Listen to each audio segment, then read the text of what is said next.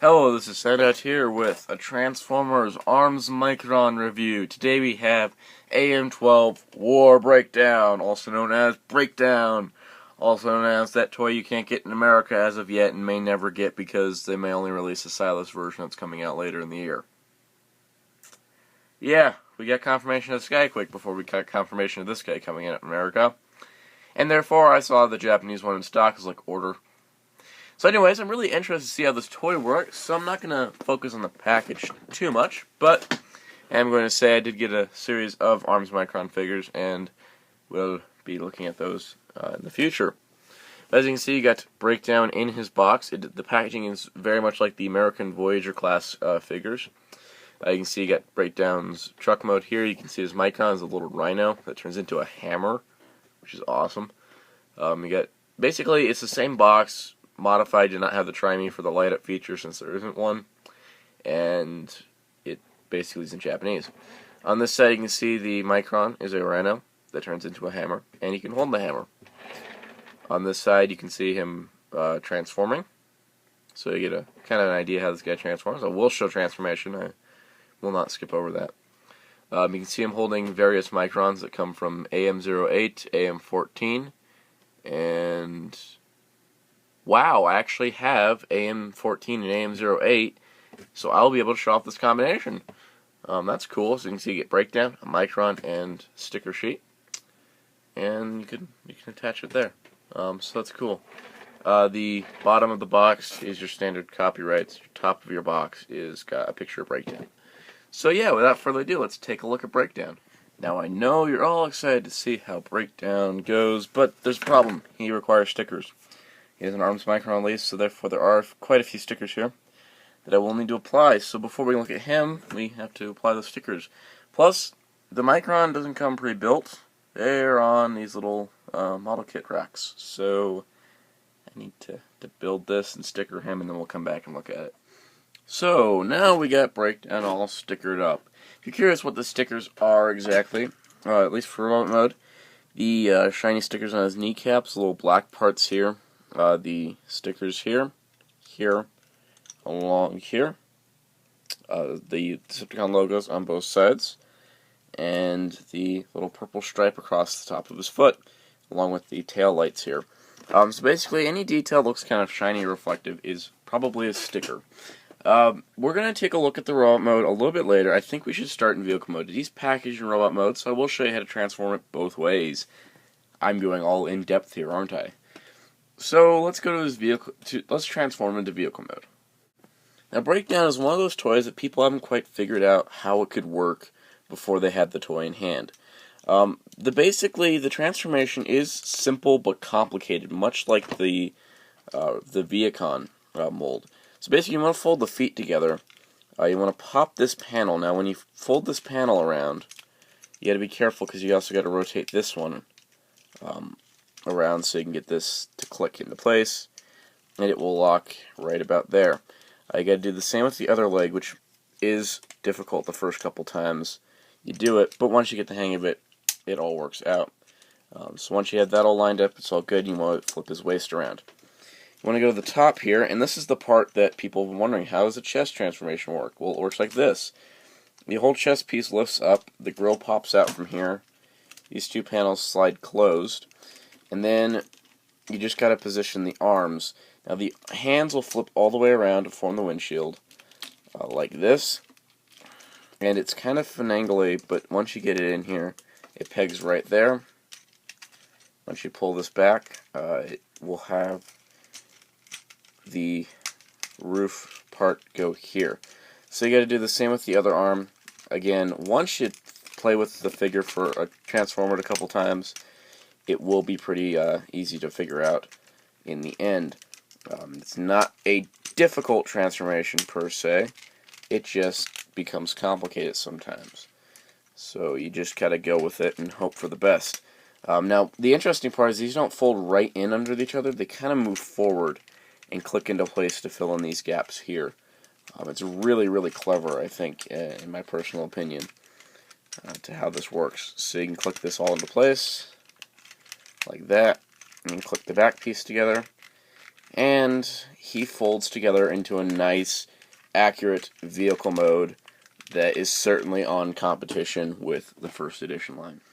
So as you can see, the truck mode is a nice, decent size. We have a lot of stickers on here, mostly for the headlights, the little lights down here. Of course, the Decepticon logos that were there in robot mode, along with the stripe, and the nice chromed out bumper, which looks really nice. And you got the extra tire on the back, does not spin. You notice you got Micron ports all over the place for this guy. They are literally everywhere. This one's a little awkward, I must say. They are everywhere, and it does look really nice. Vehicle mode rolls smoothly. Would be a little bit careful because of the stickers on the bottom, but it does kind of sort of rolls. The legs, if you can get them positioned just right, there you go. Now he rolls. So he is a nice, decent-sized truck mode. So as you can see here, he's not only a great-looking, show-accurate vehicle mode, but he's perfectly in scale with his buddy Knockout here. That is a proper truck-to-car ratio, if I do say so myself. I don't know why I'm turning it that way, it doesn't look any good. Fortunately, Knockout is not as good of a toy as Breakdown, but they do go good together, and they do fit size-wise perfectly. He also fits good size-wise with either the Arms Micron RID or First Edition Bulkhead. Take a picture if I can figure out Bulkhead's transformation here. The First Edition one, you'll see that now. But anyways, Knockout fits in good scale, and that's a good thing considering these guys are most likely going to get played together. But really, it's a vehicle mode. It's not as exciting as a robot mode. So let's transform him back and take a look at the robot mode. So transformation to robot mode will involve popping the back bumper up. It's always a good way to start there. And pretty much doing exactly what you did before. Folding out the legs, flipping this up to fold this panel around. You see the little groove here is where the panel will click into place. There. The foot flips forward, leg comes down, your foot kind of moves and changes and flips down. And there you got the legs. So once you've had his waist turned around, you need to unpeg the arms from up here, and it will bring this around. I apologize, this transformation is a little bit sloppy. I haven't quite figured out how to do Transformers reviews properly since I haven't done one in a while. And so you bring this up like that, fold that in and turn that around, split open his head piece, and that closes around his head. The backpack comes and clicks into place, and there is Breakdown in robot mode. And now that he is in robot mode, he looks really freaking cool. The head sculpt is, of course, the non-eye patch Breakdown. It is just the regular one. You can see he doesn't have hardly any kibble. Slight kibble here, a little bit around the hands, and a little bit on the back. I mean, this backpack could be a little bit more compacted, but not much you can avoid in terms of a transforming toy that's on a budget. So this guy does go for quite a bit price-wise, but it's still a mold. It's still about a $30 toy, and so you can see he looks really, really nice overall. He's on par with first editions, just like the Soundwave and Viacon molds. Articulation-wise, he's got a left and right neck joint that does move up and down. It's on a ball joint, so you do have some restricted movement because of the armor around it, but you do get that. Got a ball joint shoulder. The shoulder pad does move when his arm goes in and out. It rotates 360 degrees above the elbow, bends at the elbow, and the hand cannot move, but it does move like that for things we'll talk about. He does have a waist joint, which is nice. He's got a ball joint hip, so it can move in and out all around. He's got a thigh rotation, he's got a knee joint, and he's got an ankle pivot. So you can get him some all kinds of cool war breakdown poses, as they're seeming to be calling him on the box, so I had to go with that terminology. And you've got that going on. But what is Breakdown without his hammer? Well, his hammer is an Arms Micron. What's an Arms Micron, you say? I introduced to you Arms Microns. Microns that turn into weapons, so basically target masters.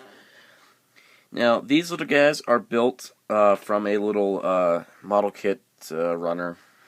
Just simple things you build together, put the stickers on, and it looks really nice. It's a little rhino. I know these all have official names. I'm just going to call him the Rhino Hammer for now. He's got an eye, so he is a Cyclops. And he has a little Decepticon logo inside of that little clear gem, which is really neat. He's a little guy. He's kind of cool. And fun building him. He does turn into Breakdown's signature hammer, just like that. And now you can have Breakdown hold his hammer, which doesn't look show accurate at all, but luckily thanks to the transformation joint, you now have something a little bit more show accurate, where his hand is not so much exposed anymore. And now he is ready to fight his rival, Bulkhead, first edition version. Oh god, that image alone is just making people cry. I'm sorry, but that's pretty cool. Breakdown is a little shorter compared to Bulkhead. I believe that is true in the show too. And the RID/Arms Micron mold of Bulkhead is a little bit shorter, so you want the same height. But he does fit perfectly in scale at the first edition, so there's no problem there. I'm going to get him away because I know it's making people cry. This is why I don't ever tell anybody how much I paid for it. If you're that curious, send me a message. And here he is with Knockout. Knockout in all his crappy glory. Yeah, that toy is not good. Yeah. Anyways, so we finally have Breakdown and Knockout together. Let's give Knockout his little fork of doom, as I like to call it. There you go. So you can see they do fit perfectly in scale with each other, and they look great. And overall, I am pleased with Breakdown. Now, before I wrap up, I'm going to show off one more gimmick. I did mention this when looking at the box. The box did show that you could combine his Rhino Hammer with some other Micron, specifically the Chainsaw Tiger that came with Terracon Cliff Jumper. Again, these are not official names; it's just my own. He can attach here. Let's just fold this back, and you can take the gun from the Viacon, which you can attach here. And now Breakdown has this cool melee weapon / I can turn it into a gun if I want to thing. So gun, sword, and now he can wield that, and there you go. Actually, it's not too bad. I might just have him with that, because I kind of need a gun for my Viacon. But what I prefer to do is I prefer to leave him with the hammer that he is so famous for. And at least it's mostly show accurate. I think there's a few extra details.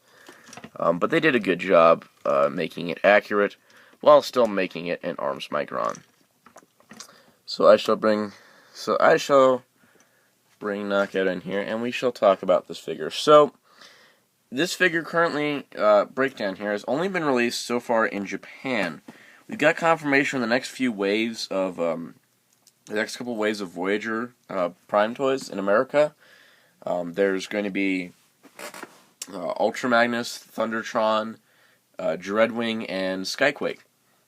And I was really surprised that Breakdown was not announced in that bunch. Now, there is a second version of Breakdown coming out in Japan in November, that being called Silas Breakdown. If people have been watching the show, they can probably put 2 and 2 together to figure that out.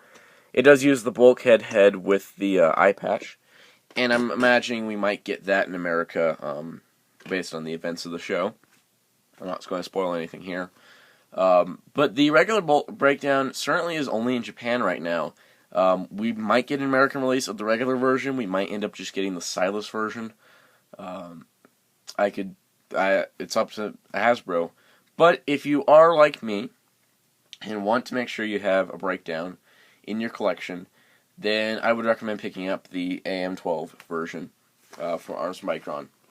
You see, it works perfectly with the American Knockout, and the Micron is fun.